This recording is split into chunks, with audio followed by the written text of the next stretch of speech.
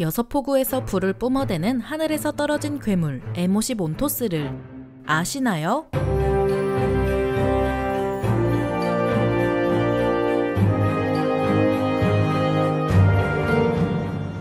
안녕하세요. 지식 스토리입니다. 오늘은 6문의 무반동포를 단 화력에 미친 공수 구축전차 M50 온토스에 대해 알아볼 텐데요. 온토스라는 그리스어는 더싱이라는 영어를 잘못 번역한 것으로 소련의 기갑 유입을 막기 위한 중무장하고 저렴한 뭔가의 필요성에 의해 만들어졌다고도 하니 실로 적절한 장명이죠. 1차 세계대전부터 사용되기 시작한 항공기는 2차 세계대전부터 본격적으로 운용되었고 냉전을 거쳐 현대에 이르러서는 전쟁에서 승리하기 위해 없어서는 안 될 위치에 올랐는데요. 그 중에서도 수송기는 차나 배로 접근하기 까다롭거나 먼 거리에 빠르게 병력을 전개할 수 있는 몇 안 되는 수단이라 공수부대를 창설할 수 있게 했고 현재까지도 잘만 쓰이고 있습니다. 특히 2차 세계대전부터 본격적으로 활약한 공수부대는 필요한 것만 챙겨도 허리가 휠 것 같은 무게를 감당해야 해서 총과 수류탄만 딸랑 들고 적진 한가운데로 뛰어들어야만 했죠. 이 때문에 대전차 무기, 견인포, 공수전차가 함께 투입돼도 공수부대의 사상률은 높을 수밖에 없었고 공수부대의 사상률을 줄이는 방법은 적을 최대한 빠르게 제압하는 것뿐이었습니다. 이를 위해서는 공수부대와 함께 전차를 투입하는 게 베스트지만 전차를 수송기로 나르기 위해서는 주포와 장갑을 가볍게 만드는 수밖에 없었는데 이러면 장갑차와 다를 바 없어지죠. 2차 세계대전에서 영국군이 사용한 공수전차 M22 로커스트는 신뢰성과 내구성 부족은 둘째치더라도 가장 중요한 화력이 부족했고 장갑조차 중기관총에 뚫려 1900대 생산이 예정되어 있던 M22는 830대만 생산되고 말았습니다. 미국은 영국의 실패로부터 배웠는지 바로 공수전차를 만들지 않고 1948년에 등장한 대전차 자주포의 아이디어에 공수의 개념을 더해 T101 프로젝트로 구체화하는데요. 그렇게 탄생한 공수 대전차 자주포가 국군에게도 인도되었던 M56 스콜피온입니다. 중량이 최대 7.7톤밖에 되지 않는 M56은 공수에 적합했고 53년부터 59년까지 총 325대가 생산되어 베트남 전쟁에서 활약했죠. 하지만 90mm 포로도 화력이 부족하다고 생각했는지 미국은 M56과 같이 공수할 수 있으면서도 적 전차를 부술 수 있는 크고 아름다운 공수 구축 전차를 원했고 M56과 구동계를 공유하는 M50 온토스의 시제품을 만들기에 이릅니다. 시제품에는 106mm 무반동포를 무려 6문이나 달아놓고 보병도 상대하기 위해 기관총까지 달았는데요. 시제품을 시험할 때 화력에 미친 건지 무반동포 6문을 동시에 발사해버렸고 후폭풍이 너무 강해서 멀리 떨어진 건물의 벽돌을 무너뜨리고 유리를 깨뜨려버렸죠.